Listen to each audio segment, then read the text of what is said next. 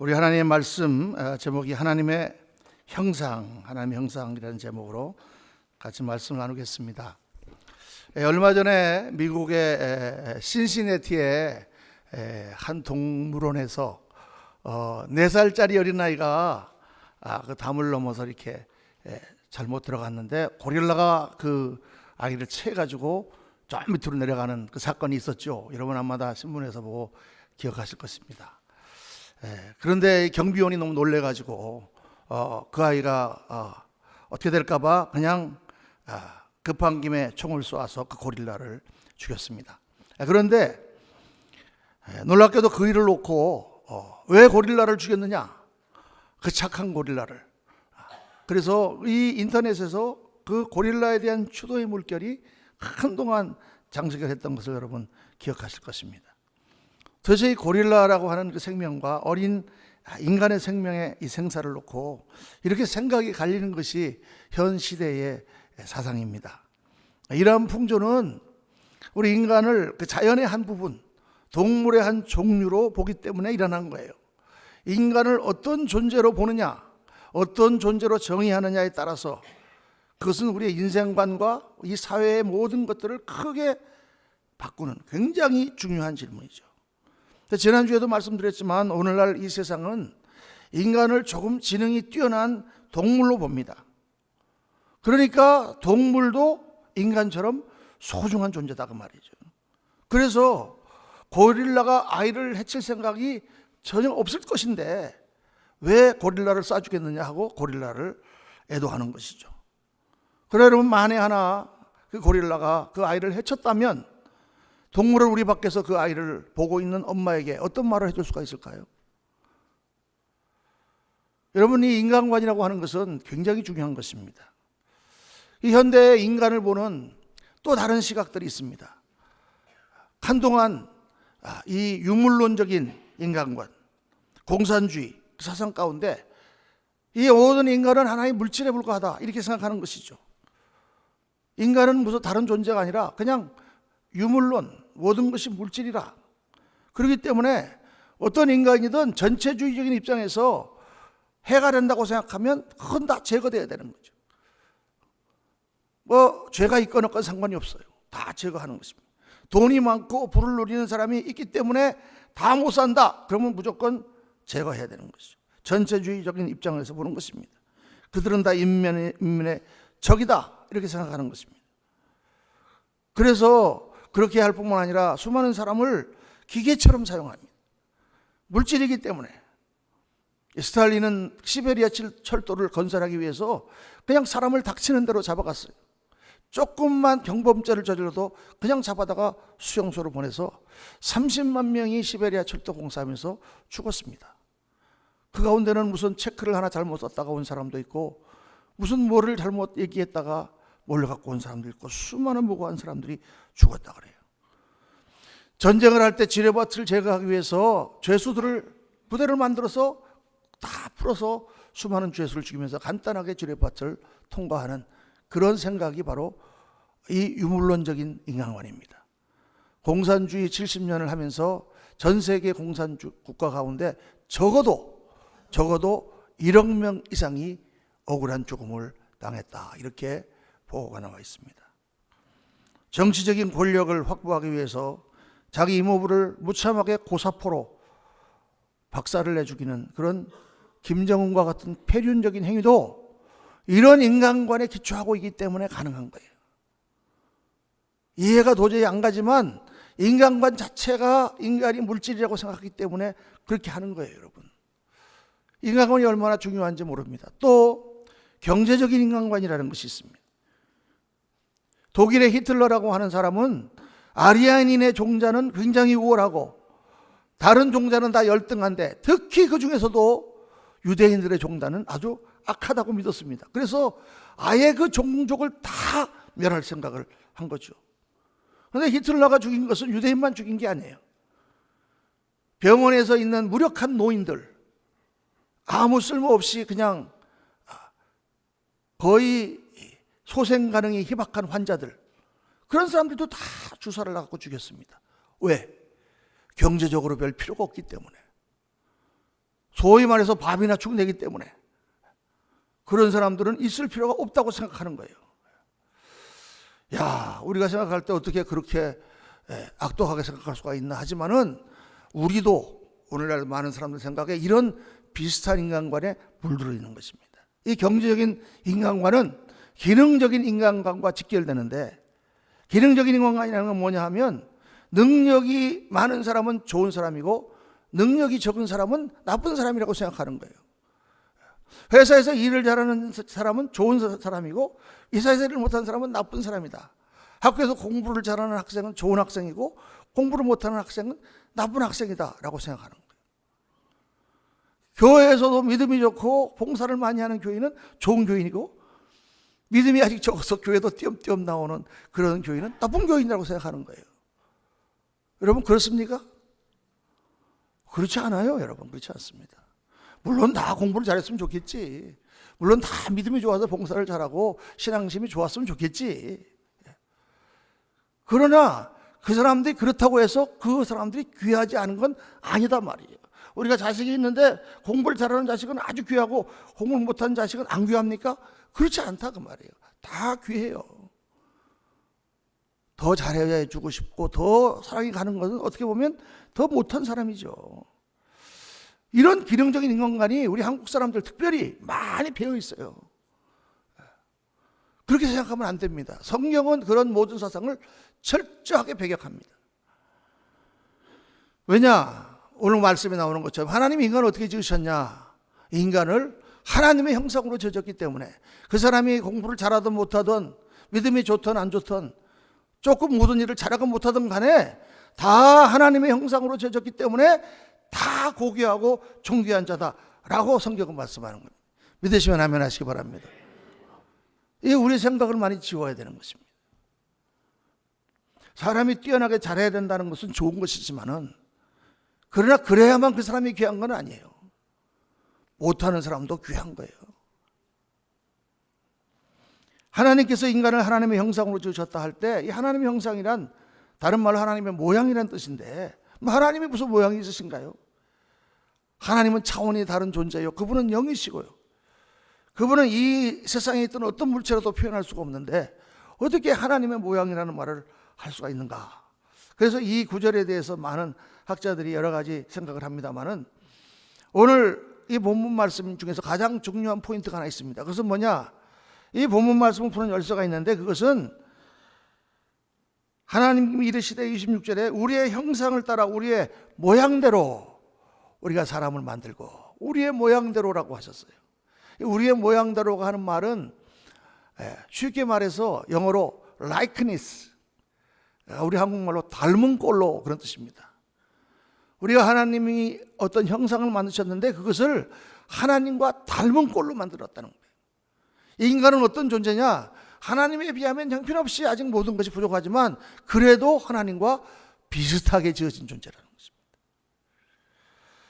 그 말 자체로 하나님은 인간이 그 존재 자체로 고귀한 존재인 것을 말씀하는 것입니다. 그것이 성경이 제시하는 인간관이에요.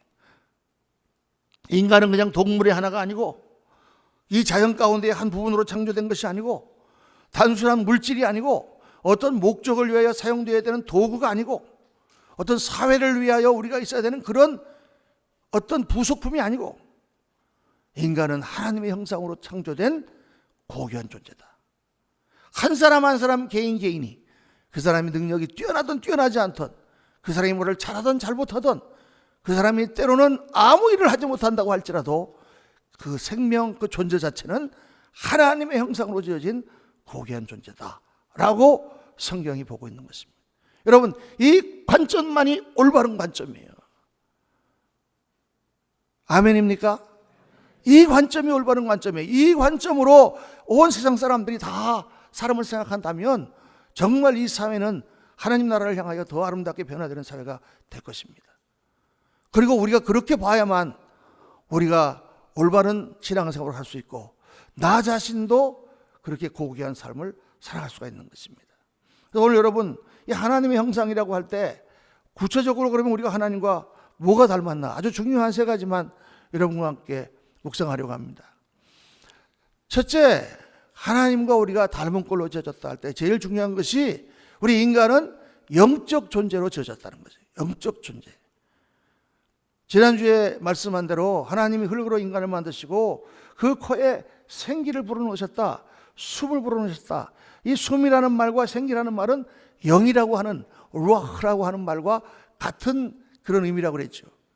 그러니까 하나님께서 영을 불어넣으셨단 말이에요. 그래서 이 지구상에 이 물체를 가지고 존재하는 그러한 생명 가운데 오직 인간에게만 영이 있습니다.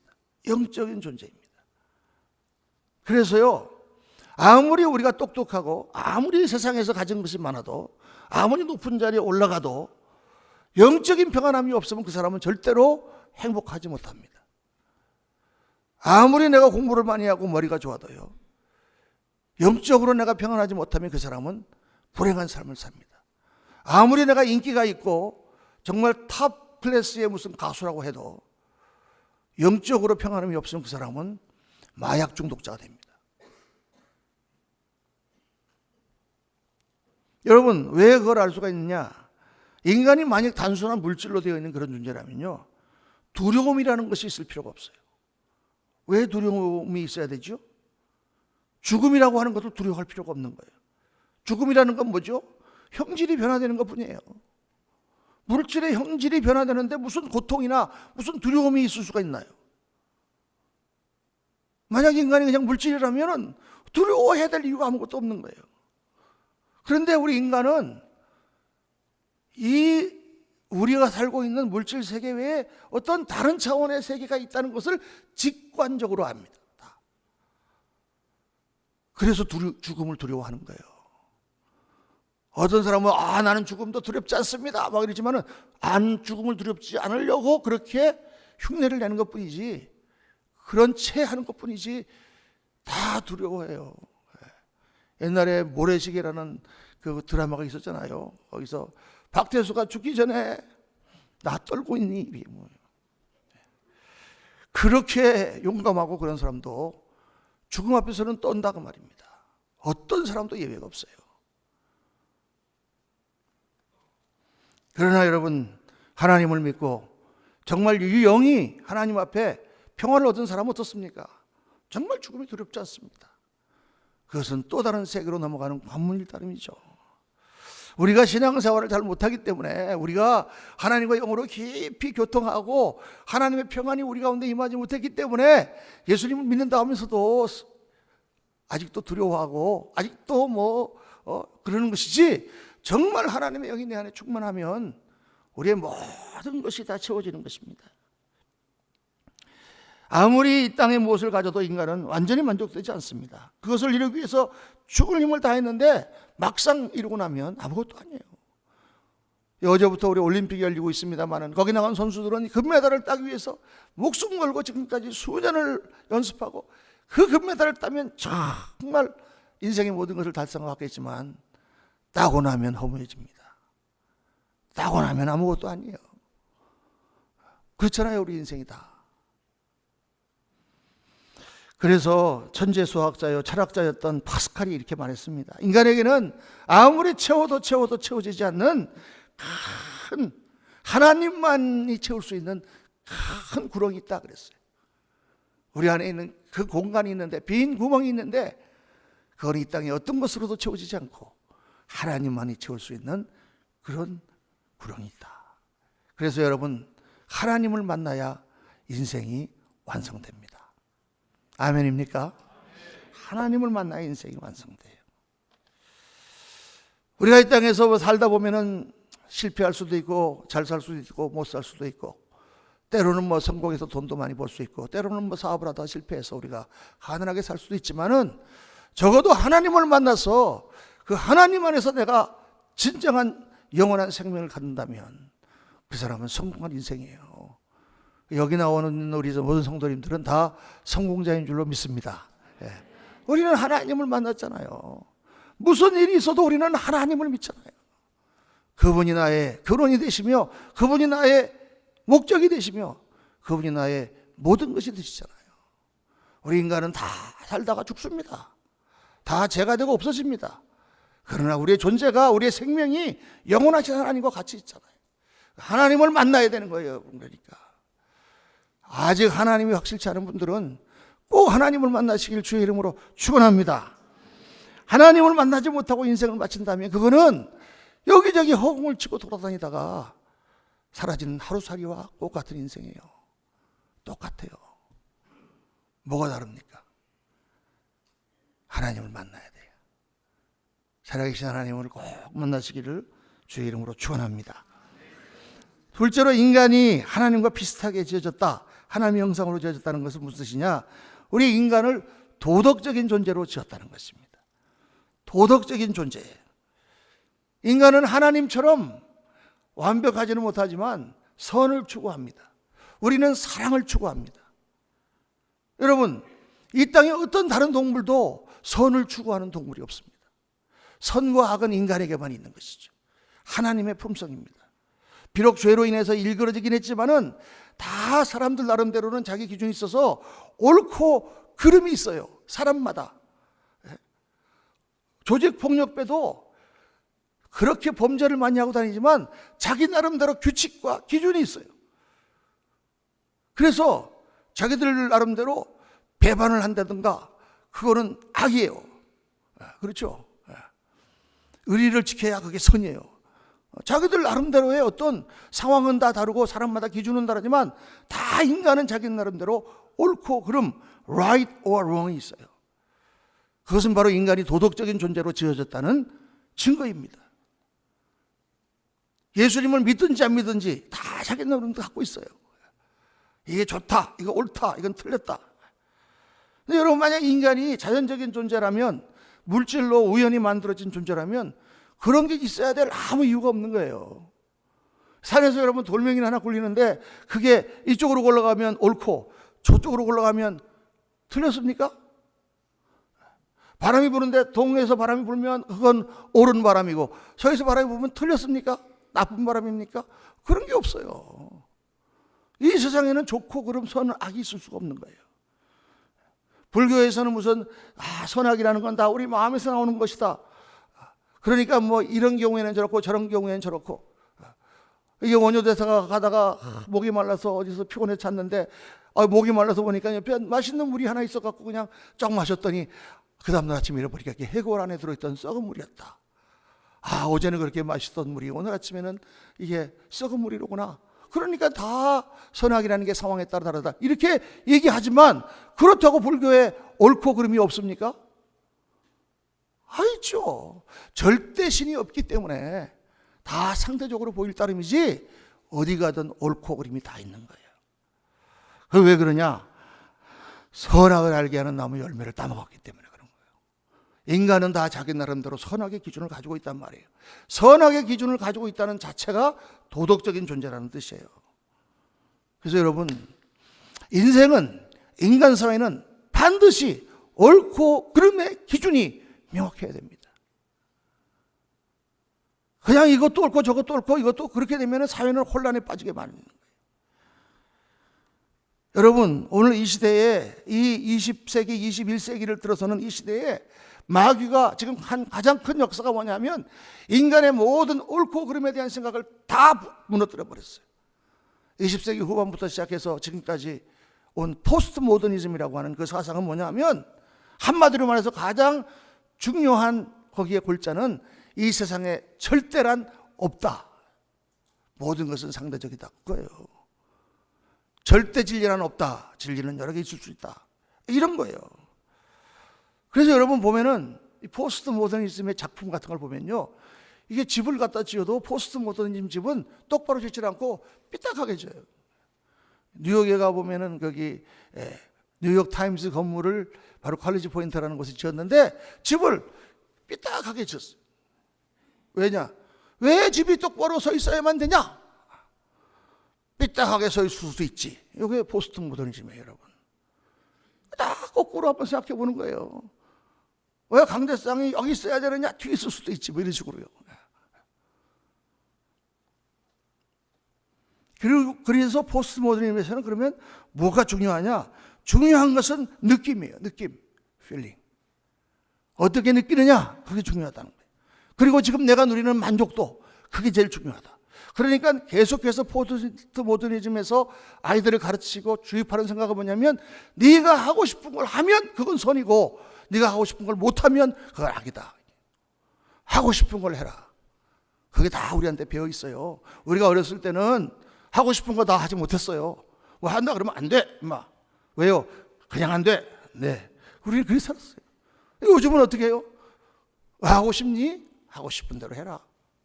요즘은 다 그렇게 가르치잖아요, 애들을요.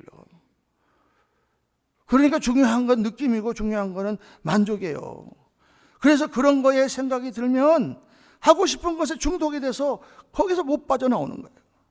게임을 하고 싶으면 애가 밥도 안 먹고 삐쩍삐쩍 말라가면서 밤을 새고 게임을 하는 거예요. 아무도 못 말리는 거예요. 어떤 젊은 엄마는 애 보는 거 잊어버리고 그냥 게임만 하다가 애가 굶어 죽었잖아요. 어떻게 이런 일이 있을 수가 있냐고 말이에요. 그런데 쉽게 우리가 오늘날의 교육이 그렇게 사람들을 만드는 것입니다. 그렇게 배우고 그렇게 자랐기 때문에 하고 싶은 것을 하고 싶은 생각만 있지 책임감이라든가 의무 같은 건 다 벗어버리고 싶다고 말이에요. 그 결과는 파멸입니다. 지난주 월요일 우리 교단 목사님 모임이 우리 교회에 있었습니다. 우리 교단에 여기 몇 교회 목사님들이 모여서 이제 원례를 하는데 한 젊은 목사님이 이런 말씀하셨어요. 친구가 있는데 그 친구 딸이 5학년이랍니다. 지금 5학년인데 이번 학기에 학교를 옮겨서 크리스찬 스쿨로 보낸다고.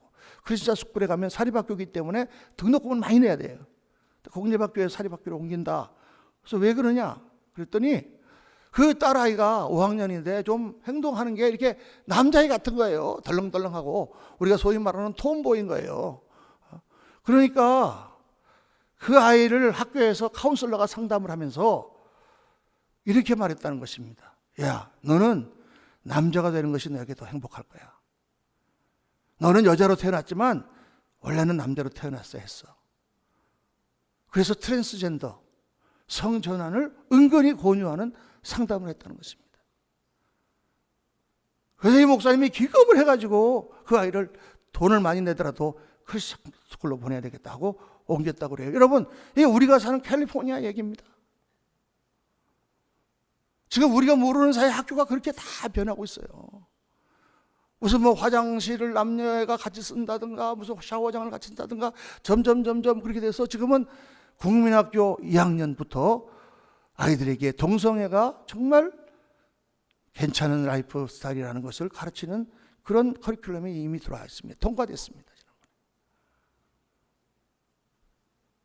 여러분, 오늘 이 미국이요 정말 무섭게 변화되고 있습니다. 우리 정신을 바짝 차려야 돼요. 이런 얘기를 들으면 그건 뭐 다른 아이 집 이야기라고 생각하시겠지만은 이 물결이 언제든지 우리를 덮칠 수가 있어요. 우리 손자들이 있잖아요, 여러분. 하나님은 인간을 도덕적인 존재로 지으셨습니다. 무엇이 옳고 그른지를 하나님 가르쳐 주셨어요. 무엇이 옳으냐? 하나님이 옳다 하시는 길이 옳은 길이고 하나님이 틀렸다 하는 길이 나쁜 길이에요. 옳고 그른 것은 하나님이 정하시는 것입니다. 사람이 정하는 게 아니에요. 남자야 여자냐 하는 것은 하나님이 정하는 거예요. 사람이 정하는 게 아니에요. 무엇이 옳고 무엇이 잘못됐는지 그것이 없어지면 이 세상은 혼란에 빠집니다. 여러분, 오늘날 이 시대에 정말 사람들이 잘 생각하고 있는데 우리는 정말 하나님의 말씀 그거밖에 없다. 크리스찬들이 바보스럽게 보일지 몰라도 여러분, 우리 인생이 바르게 사는 길은 인간을 만드신 창조주 그 하나님의 가르침을 따라 사는 것입니다. 그것이 우리의 믿음입니다. 아멘입니까? 모든 기계가 잘 돌아가려면 그 기계를 만든 사람의 뜻에 따라 그 기계가 써야 되는 것처럼 우리를 만든 하나님께서 우리에게 원하시는 그 길이 우리에게 좋은 길이에요. 때로는 힘들고 때로는 귀찮고 때로는 우리를 구속하는 것 같지만 그 길이 바른 길이고 우리가 못해도 그 길이 바른 길이고 옳은 길이에요. 우리가 못한다고 그거를 다 없애버리면 인생 망가지고 사회 망가지고 결국은 파멸에 이르는 것입니다. 사랑하는 성도님들, 정말 하나님 안에서 옳고 그름이 분명한 그러한 삶을 사시기를 주의 이름으로 축원합니다. 세 번째로 하나님의 형상으로 지으셨다는 것 무슨 뜻이냐? 하나님과 비슷한 지정의를 가진 인격체로 지으셨다는 거예요. 요즘 말이 어렵지만 인격체라는 건 무슨 뜻이냐면 내가 선택하는 존재로 지었다는 거예요. 하나님은 인간을 스스로 선택하는 존재로 지으셨어요. 자유인으로 지으셨단 말이에요. 그러니까 우리는 제한적이지만은 자유가 있어요. 선택할 수 있어요.